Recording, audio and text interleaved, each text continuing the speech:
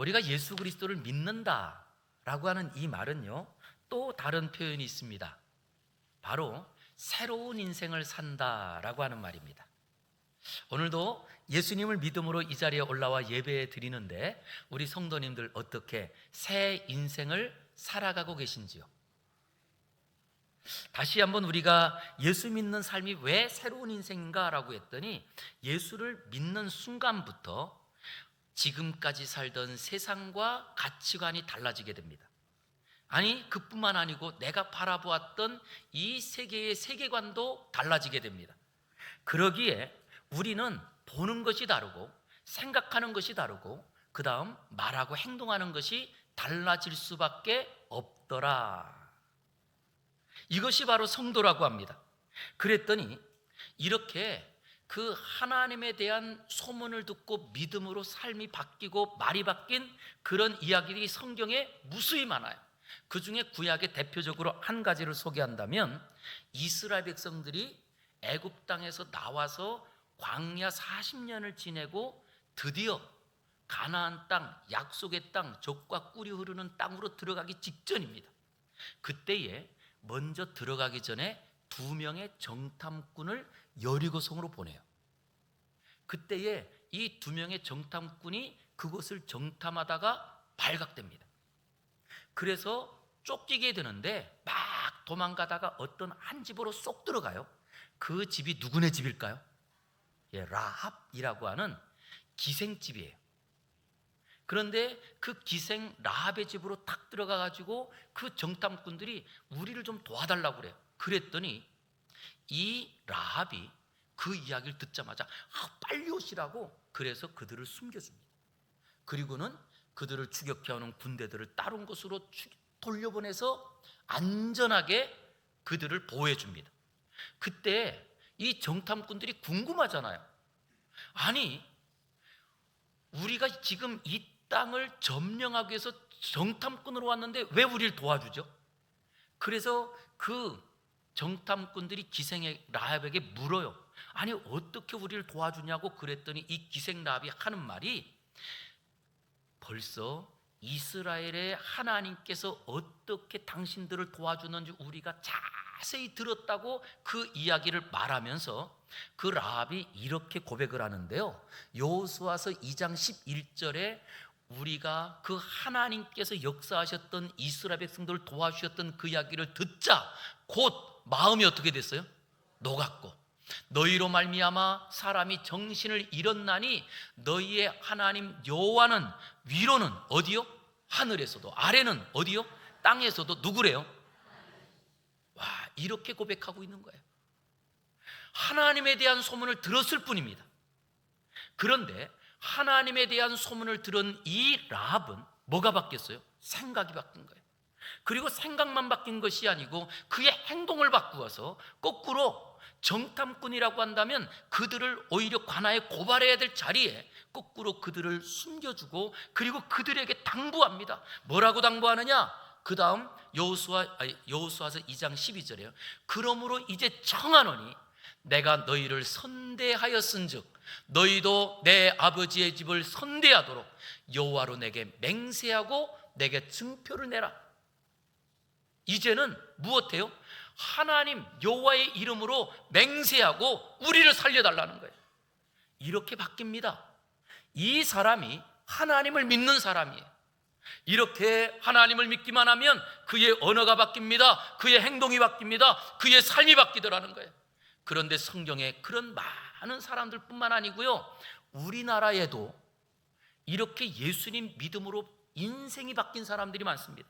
그 중에 우리나라의 역사적으로 기독교 역사에 굉장히 큰 역사가 있었던 해가 있는데 1907년입니다. 어떤 일이 있었을까요? 우리 찬양대 1907년.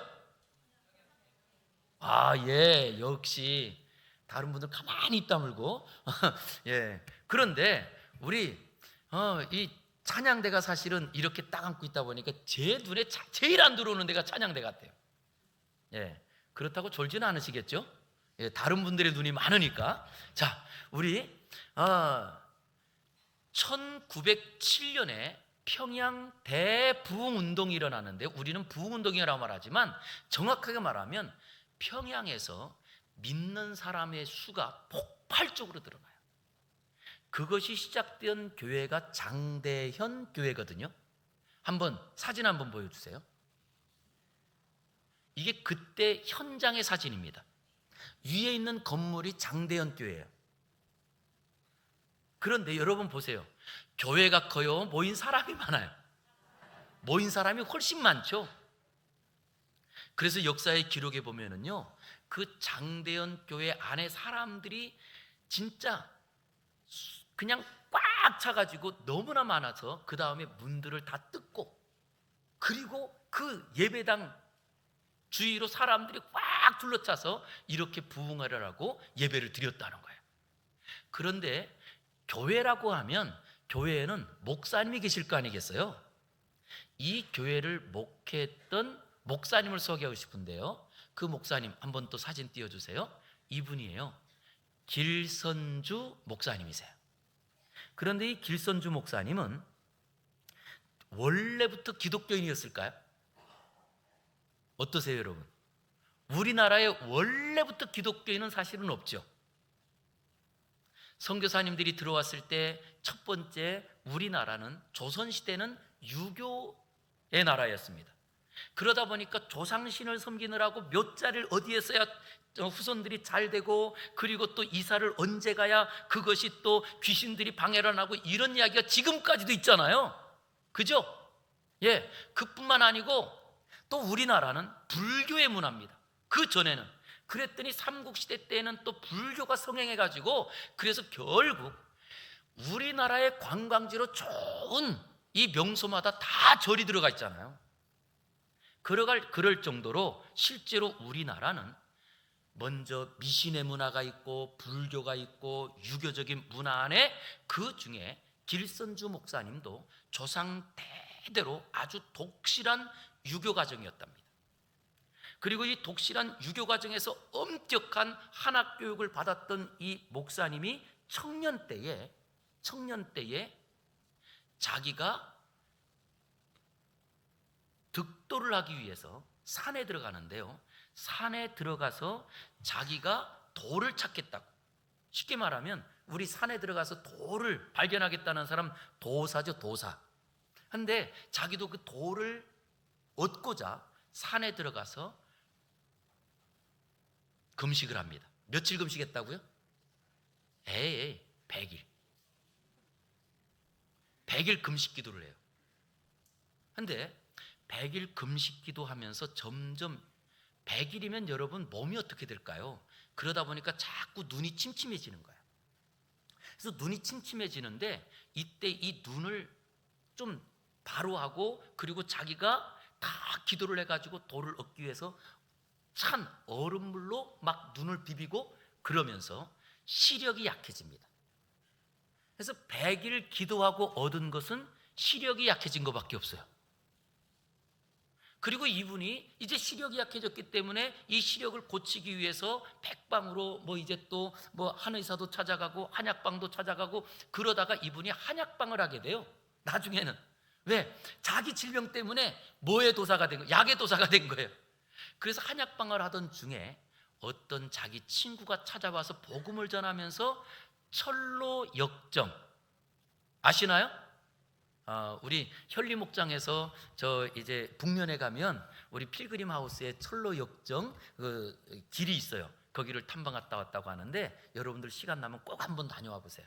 근데 그것을 책으로, 존 번연이라고 한 분이 책으로 썼는데, 우리 믿음의 사람이 어떻게 하나님의 나라까지 가느냐라고 하는 여정을 쓴 책이거든요.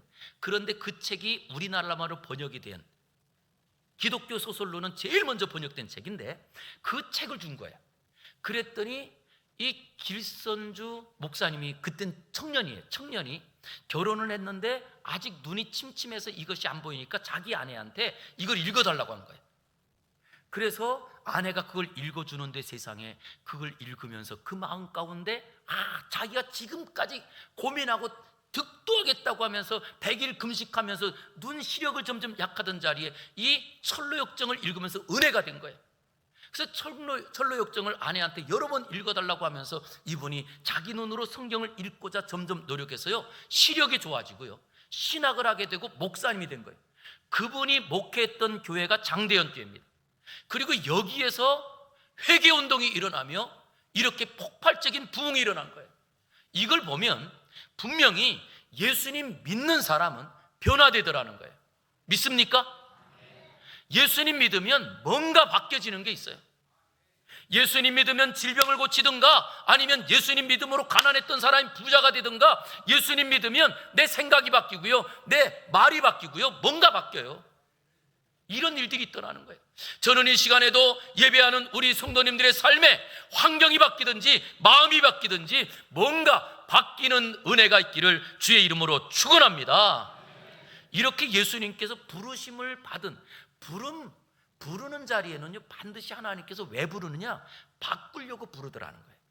그 주인공이 오늘 본문에 누구냐? 세리라고 하는 사람입니다. 세리는 직업이죠. 죄송합니다. 레위. 그랬더니 오늘 본문에 이 레위가 세관에 앉고 있을 때에 예수님께서 불러요. 나를 따라오너라. 그랬더니 이 레위가 그 예수님의 말씀을 따라서 모든 것을 버려두고 예수님을 따릅니다. 그러면서 예수님을 위해서 자기 집에서 큰 잔치를 베풀었어요. 자, 질문 하나 드릴게요. 세리의 친구는 누굴까요? 자, 목사의 친구는 누가 많을까요? 잘 모르세요? 예, 목사가 많아요. 그럼 세리의 친구는 누가 많아요? 그렇죠.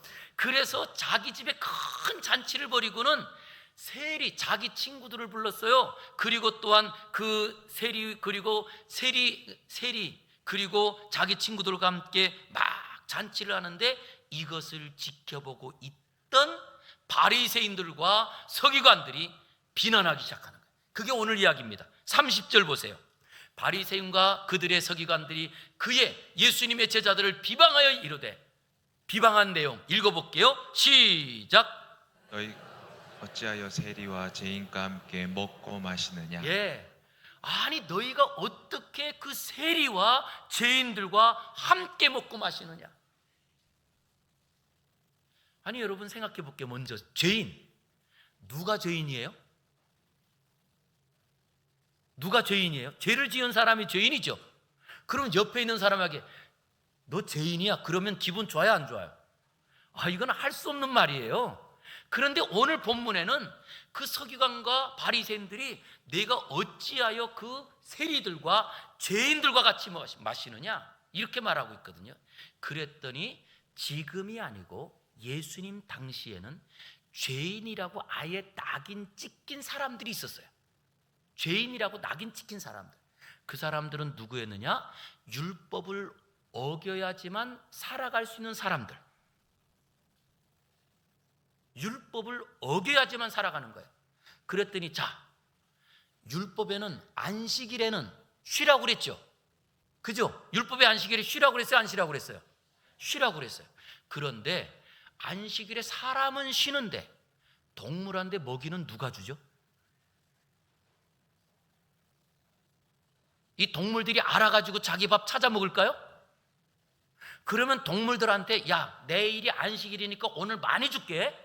그리고 오늘 많이 주면 얘네들이 그걸 남겨놨다가 먹죠? 안 그런단 말이에요. 그러니까 반드시 안식일에도 가축에게 먹이를 주는 사람이 필요한 거예요. 이 사람들이 노예들이었어요. 노예. 그리고 또 이 사람들이 더 이상 자기 힘으로 살아갈 수 없어 스스로 종이 된 사람들 중에 있었어요. 그래서 그 사람들을 죄인이라고 말했어요. 아이 그냥 얼마나 사회가 각박해요. 그러니 가족을 먹여 살리려니까 어쩔 수 없이 율법을 어길 수밖에 없는 그렇게 어려운 사람들을 아예 사회적으로 저 사람들은 죄인이야. 그런데 또 이렇게 죄인 취급하며 아예 상종도 하지 않는 사람들이 있었는데, 그 사람들이 오늘 주인공 레위의 직업, 세리라고 하는 직업입니다. 그랬더니 이 세리라고 하는 직업은요, 세금 받는 사람들이에요. 세금 받는 사람. 그러면 그 세금을 받아가지고 그걸 어디에다 바칠까요? 국가에 바칠겠잖아요. 그런데 지금 이때에는 이스라엘을 통치하는 나라가 로마였습니다. 그러기에 그 세금을 받아가지고 이것을 로마 황제에게 바치는 거예요. 그럴 때 로마 황제가 세금 걷는 규칙을 정해 주었는데, 그들의 소득을 따라 얼마 이렇게 세부적으로 어떤 이 근거를 마련해 주지 않고요, 세금을 산출하는 것을 그냥 세리한테 맡겼어요. 너는 이 지역에서 얼마 내, 너는 이 지역에서 얼마 내, 이렇게 정해주는 거예요. 그랬더니 기본적으로 국민들한테 세금을 받을 때 얼만큼 받아야 이걸 낼 수 있었느냐라고 했더니, 농사를 지었을 때 10가마니 이 소득이 있을 때 약 2가마니 정도 세금을 냈대요. 그러면 10분의 1을 우리 성도님들 예배 드릴 때 우리 신앙생활하면서 11조 드리잖아요. 그런데 이 11조 드리는 것 때문에도 시험 드는 분 계시잖아요. 아니 솔직히 그래서 이걸 낼까 말까 고민도 하잖아요. 그런데 11조가 아니고 12조를 세금으로 내야 되는 거예요. 그러고 나면 실제로 10가마니를 소출을 얻었는데 그 중에 2가마니를 세금을 냅니다. 그러면 내년에 종자는 얼마 내야 될까요? 내년에 종자가 필요하잖아요. 보통 그 당시에 씨앗을 심었을 때 1개를 심어서 10개를 거두는 정도가 풍년이었다고 합니다. 그러면 이 중에 먼저 종자가 얼만큼이에요? 5가마니 정도가 종자가 되는 거예요. 3가마니에서 보통 5가마니 정도. 그러면 1년에 먹을 수 있는 양이 몇 가마니밖에 없어요? 많아야 4가마니, 적으면 3가마니, 이 등밖에 안 되는 거예요. 한데 이 세리는 그것을 걷어가지고 로마 황제에게 바치고 나면 자기가 먹을 거 있어야 돼요, 없어야 돼요? 자기가 먹을 거 있어야 되잖아요. 그러니까 황제가 정해준 것보다 많이 걷어야 되는 거예요. 그래서 이 세리들은요, 국민들이 볼 때는 자기의 동족의 피를 빨아먹는 그런, 뭐라고 그래요? 자기 동족의 피를 빨아먹는, 쉽게 말하면 흡혈귀처럼. 그리고 또 이 나라의 그 돈을 걷어가지고 로마에다 바치는 매국노, 이런 취급을 받아서 세리는 그 당시에 제일 악질 중에 악질이고 인간으로 취급하지 못할, 상종하지 못할 인간으로 취급을 한 거예요. 그러기에 지금 이 서기관들과 바리새인들이 뭐라고 하느냐?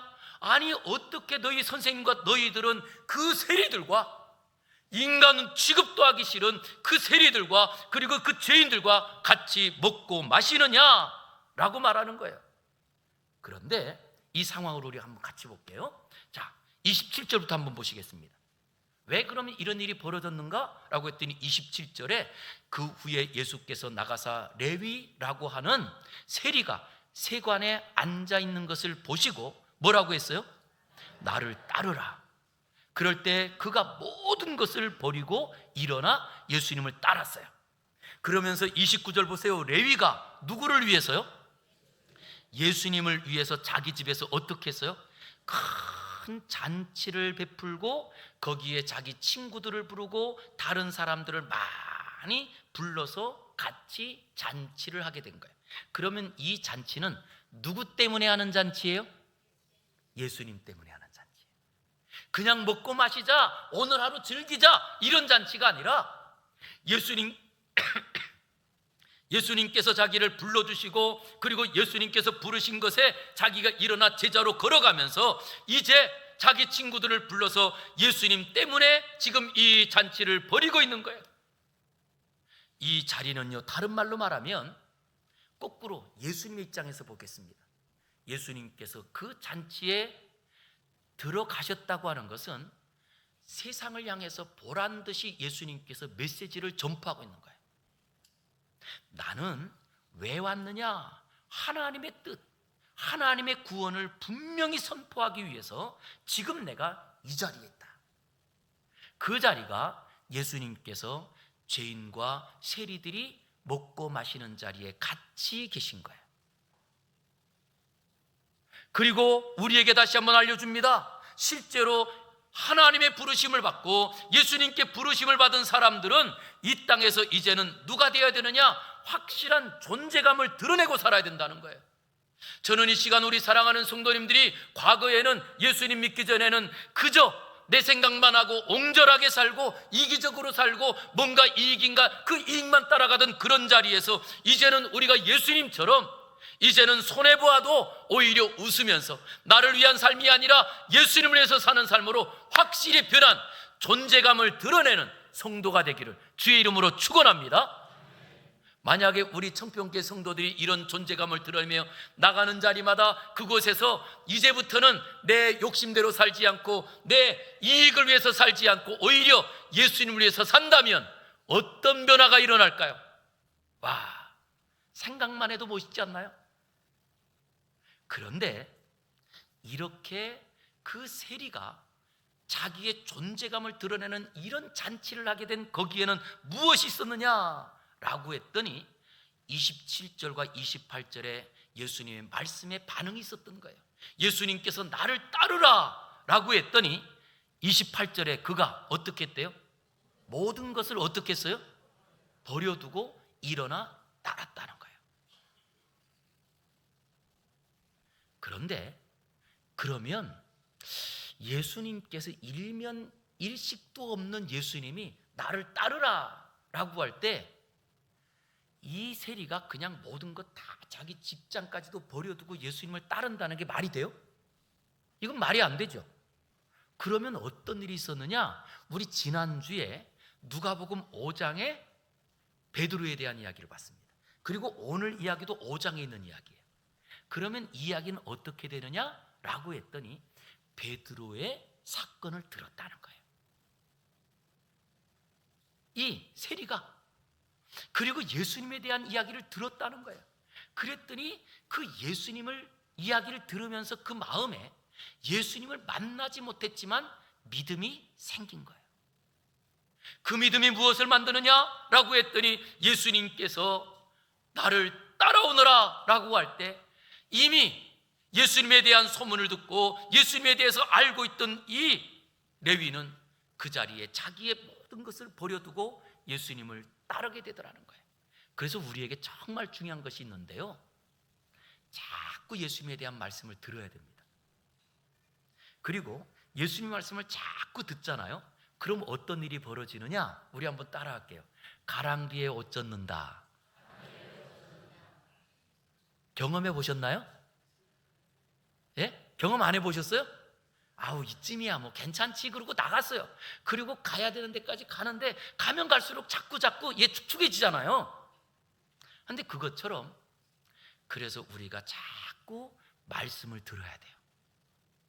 말씀을 듣다 보면요 정말 자기의 직업을 버려두고 그리고 자기의 모든 배경을 버려두고 예수님 따르는 게 이거 쉬운 일인가요? 이거 정말 어려운 일입니다. 그런데 어떻게 가능했느냐라고 했더니 이 레위는 딱 하나예요. 예수님에 대한 얘기를 자꾸 들었던 거예요. 그 들음이 예수님께서 나를 따라오너라 라고 할 때 고민하는 적이 하나도 없습니다. 그냥 나를 따라오너라 라고 했더니 그는 무엇 하느냐라고 했더니 자기의 모든 것을 버려두고 예수님을 따릅니다. 그리고 예수님을 위하여서 자기 친구들을 다 불러서 잔치를 베푸는 사람으로 변했더라는 거예요. 저는 그러기에 오늘도 예배 자리에 올라와 예수님에 대한 말씀을 듣는 우리 성도님들이 여기서 그치지 마시고 예배를 사모하시기를 주의 이름으로 축원합니다. 예배를 사모하는 이유는 딱 하나요. 말씀 듣기 위하여. 아니 우리가 또 가정에 가서도 계속 성경을 읽고 이번에도 성경 고사를 한다. 여러분 이럴 때는요 우리 기회예요. 왜냐? 평상시에 우리가 아무리 성경 읽고 뭐 성경에 대해 공부하다라고 해도 잘 못하잖아요. 그럴 때 이런 기회가 되면 제가 보니까 이 10분 성경 이야기는요 목사가 읽으면서도 감동돼요. 와 진짜 이 짧은 내용 안에 성경 66권을 어떻게 이렇게 함축해서 담았는지. 그래서 여러분들이 이것을 내 것으로 만들기만 하면 성경 66권이 내 것이 되는 거예요.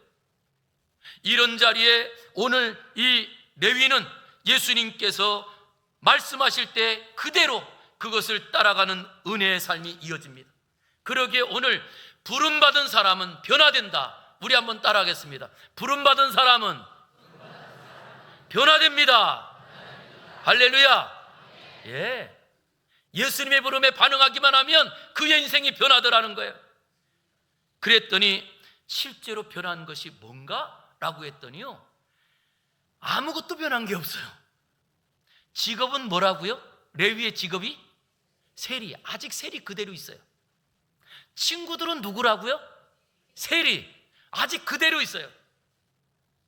그것처럼 우리가 사람의 눈으로 볼 때, 세상의 눈으로 볼 땐 저 사람은 아직도 변한 게 아무것도 없는 것 같아. 그러나 예배당에 올라와서 예배드린다는 것 이것만으로 이미 우리의 행동이 변하고 있다는 것 기억하시기 바랍니다. 그러게 우리가 낙심할 이유가 없는 것은 실제로 우리가 보이지 않는 것 가지고 낙심하지 말고, 아니 세상의 눈으로 안 변했다고 저 사람처럼은 안 돼, 이렇게 손가락질 이유가 없는 거예요. 왜냐라고 했더니 실제로 레위를 찾아가신 예수님께서 레위가 잔치를 벌인 자리에 예수님이 찾아간 이유는 왜일까요? 레위의 마음이 변하고 있는 걸 보셨다는 거예요. 레위의 마음이 변하고 있는 걸 보셨다는 거예요. 그것처럼 우리 주님은요, 지금도 우리의 생각이 변하고 있는지를 보고 계세요. 우리의 언어들이 변하고 있는지를 보고 계세요. 우리 행동들이 변하고 있는지를 보고 계신다고. 그 중에 하나님이 제일 속상한 사람은 누굴까요? 모태신앙. 무슨 신앙이요? 아니, 모태신앙이 어머니 뱃속에서부터 신앙생활한 사람이 아니고 나는 못해, 그리고 안 변하는 사람이에요. 시험 이번에 성경고사 봅니다. 그럼 뭐라고 그래요? 나는 못해. 이 사람인 거예요. 아니 왜 못해요? 자기 이름 쓸 수 있잖아요. 연세 드신 분들은 또 인센티브도 준대잖아요. 하나님이 제일 고민하는 사람이 누굴까요? 어떤 성도요? 모태 성도. 나는 못해. 그 사람은요, 하나님도 안 되더라고요. 그러나 우리에게는 가망이 없다 할지라도 오늘 이 레위처럼 모든 사람들이 손가락질하고 모든 사람들이 죄인 취급하고 모든 사람들이 말도 걸어주지 않는 자리지만 그 예수님 말씀에 반응하여서, 그래서 그것을 가지고 친구들을 불러 같이 잔치했더니 오히려 그 자리에서 예수님께서 찾아가셔서 응원하는데, 이 사람이 누가 되느냐? 예수님의 제자가 돼요. 레위라고 하는 제자가 있나요? 예수님의 제자 중에 없어요. 누구냐라고 했더니 마태가 바로 오늘 주인공이거든요. 이 마태는 예수님의 제자가 되는 것뿐만 아니고 자기 동료였던, 자기를 가장 미워했던 유대인들에게 예수님을 소개하는 마태복음을 쓴 분입니다. 이렇게 변해요. 예수님의 부름에 반응하기만 하면 그의 인생이 변합니다. 그런데 이 변화가 한 사람의 변화가 아니라 29절 다시 한번 보겠습니다.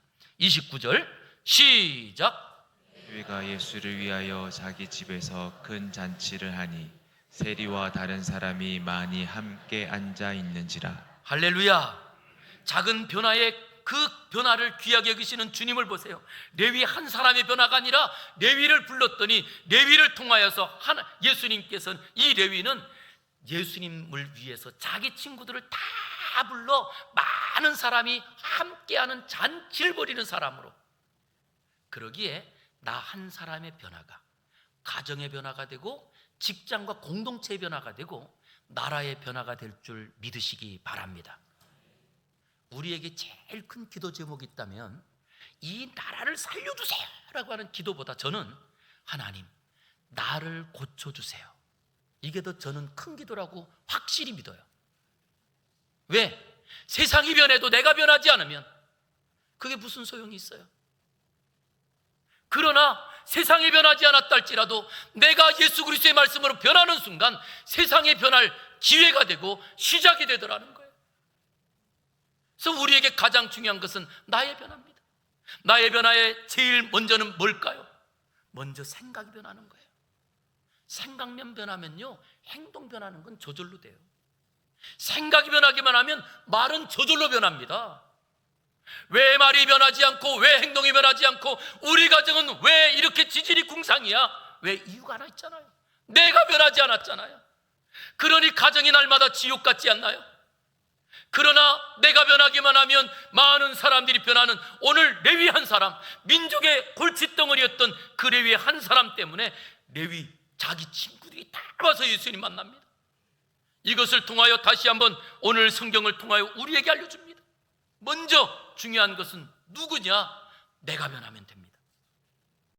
우리 한번 따라 하겠습니다. 내가 변하면 우리 가족이 변합니다. 다시 한번, 내가 변하면 나라가 변합니다. 예, 그러기에 우리의 가장 큰 신경은요, 내가 생각이 변했나? 내가 말이 변하고 있는가? 내가 습관들이 변하고 있는가? 라고 하는 거예요. 오늘 이렇게 그 많은 사람을 불러서 잔치하는 자리에 거꾸로 서기관과 바리새인들이 와가지고, 아니 너희 선생님은 어떻게 도덕해 이렇게 그 죄인들을 불러서 그 죄인들과 함께 식사를 할 수 있느냐? 라고 하면서 거꾸로 그 자리에서 책망을 하세요.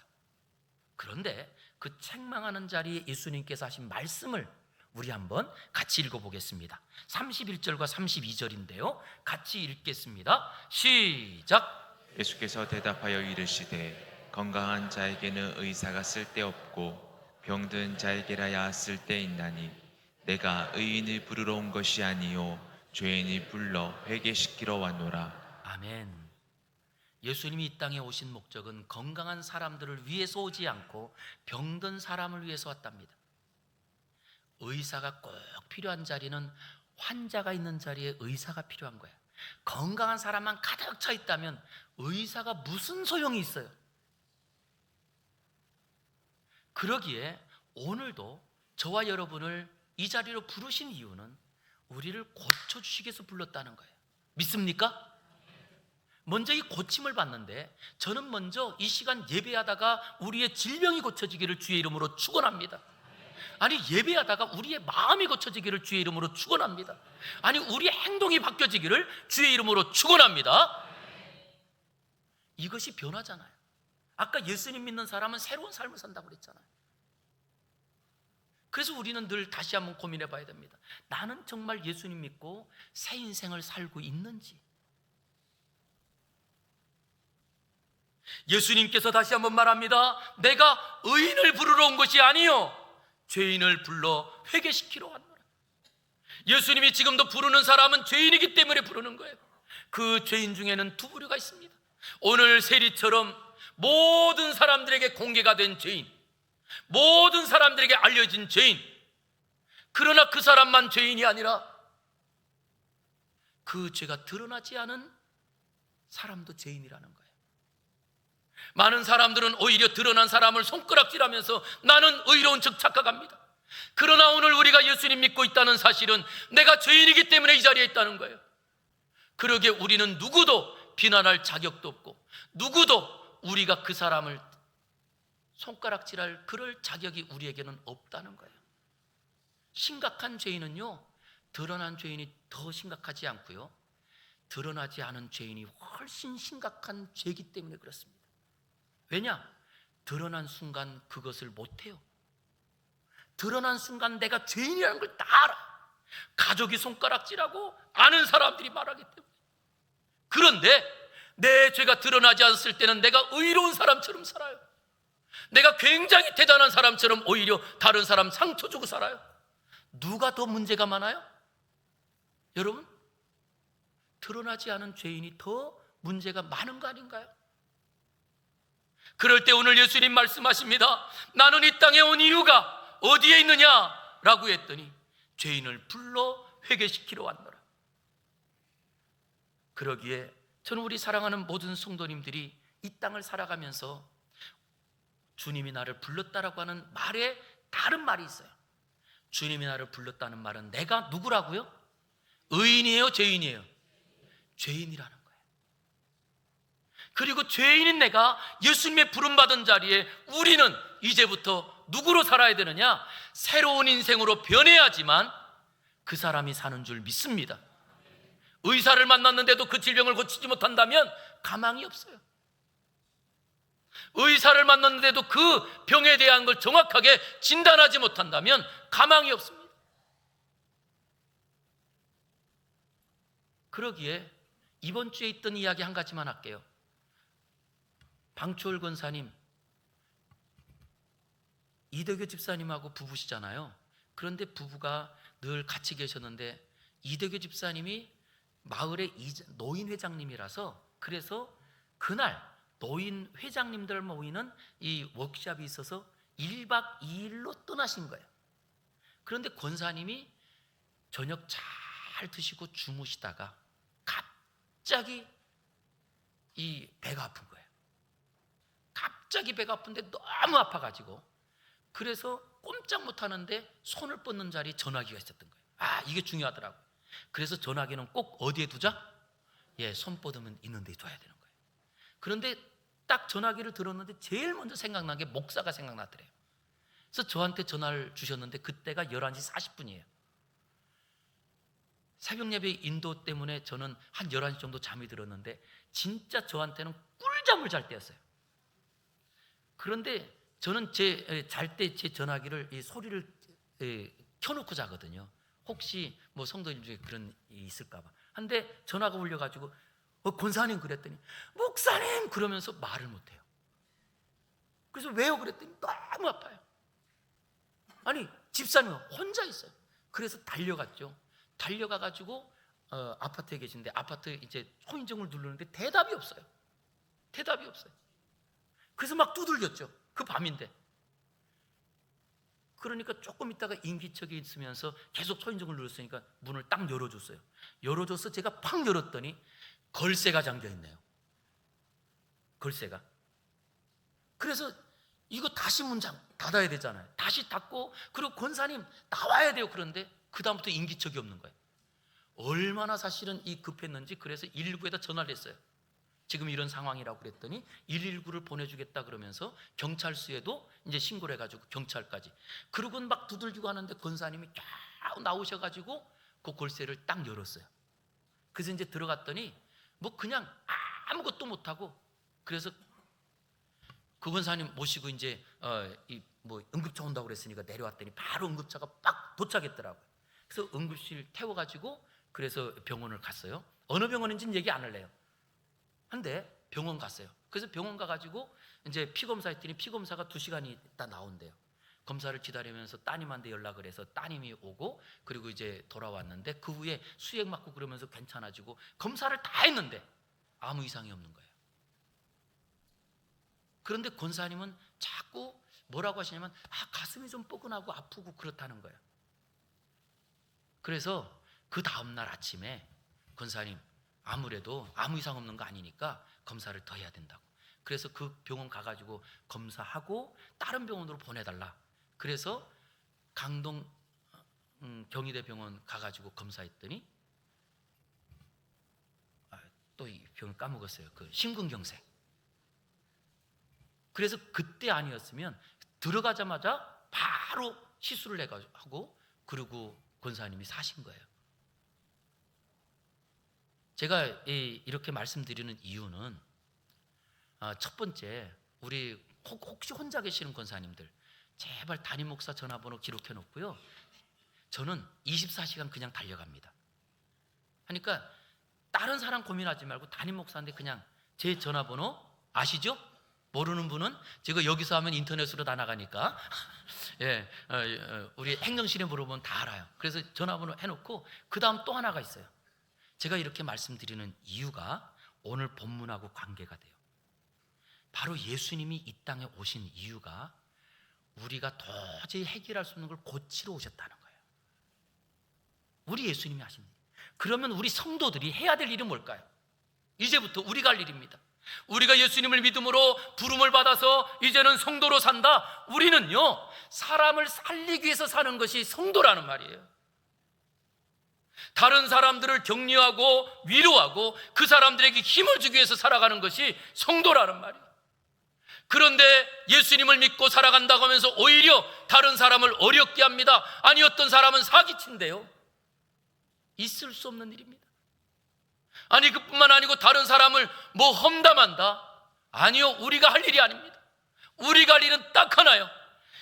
정말 구제불능이요, 모든 사람들이 다 손가락질하는 그 세리를 찾아가 나를 따라오너라 예수님께서 부르심으로 예수님의 제자가 되었던 이 마태와 같이 우리가 할 일은 살려주는 일이에요. 저는 이 일을 먼저 우리 성도들이 가정에서 하기를 주의 이름으로 축원합니다. 그래서 우리 성도들이요, 가정에서 할 일 꼭 하나 있어요. 저 한번 따라하세요. 우와! 다시 한번 시작. 왜 이런 일을 해야 될까요? 아내가 하는 일을 보고 와! 칭찬해 주란 말이에요. 예? 남편이 하는 일을 보면서 제발 좀 이렇게 감동. 우와! 당신이 정말 최고야. 우리가 할 일이에요. 예수님이 이 땅에 오신 이유가 어디에 있느냐? 건강한 사람들을 위해 쓰지 않고 약한 사람, 병든 사람을 고치러 왔다고 하잖아요. 언제 그 사람이 힘을 얻을까요? 응원할 때. 응원할 때. 자, 우리 한번 응원하겠습니다. 지금 앞에 저가 있으니까. 자, 목사님 최고예요. 이런 거 안 하는 사람인데. 김진태 장로님? 아이고, 앞에서 하나님. 다시 한번. 자, 다시 한번 시작. 예, 제가 이 성도님들께 정말 이렇게 할 때 가정에서, 이거 저한테 하라는 얘기 아니고 가정에 가서 아내한테, 남편한테 당신이 최고야. 시작. 김 장로님, 정권사님한테 늘 하시죠? 아, 예. 이거예요. 바로 예수님께서 우리를 부르신 이유입니다. 그러게 이렇게 말합니다. 오늘 본문, 자, 37절과 38절 제가 읽어드릴게요. 새 포도주를 낡은 가죽 부대에 넣는 자가 없나니 만일 그렇게 하면 새 포도주가 부대를 터뜨려 포도주가 어떻게 돼요? 부대도 어떻게 돼요? 예, 새 부대는 어디에 넣어야 돼요? 다시 한번, 새 포도주는 어디에 넣어야 돼요? 그렇죠.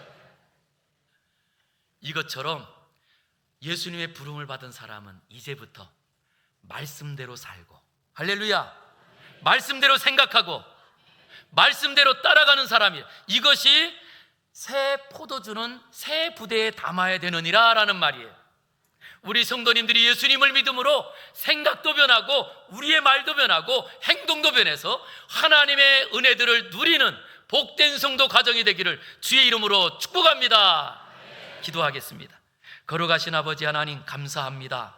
오늘도 예수님 말씀을 통하여 예수님께서 이 땅에 오신 그 이유와 목적을 깨닫게 하시고 이 땅에서 우리가 사는 방법을 깨닫게 하시니 감사합니다. 이제는 나도 예수님처럼 살려주는 삶을 살게 하시고 위로하고 격려하는 삶을 살아서 예수님의 생명이 가정 안에 넘치게 하시고 일터 안에 넘치게 하시고 우리 안에 넘치게 하여 주시옵소서. 예수님 이름으로 기도 올리옵나이다. 아멘.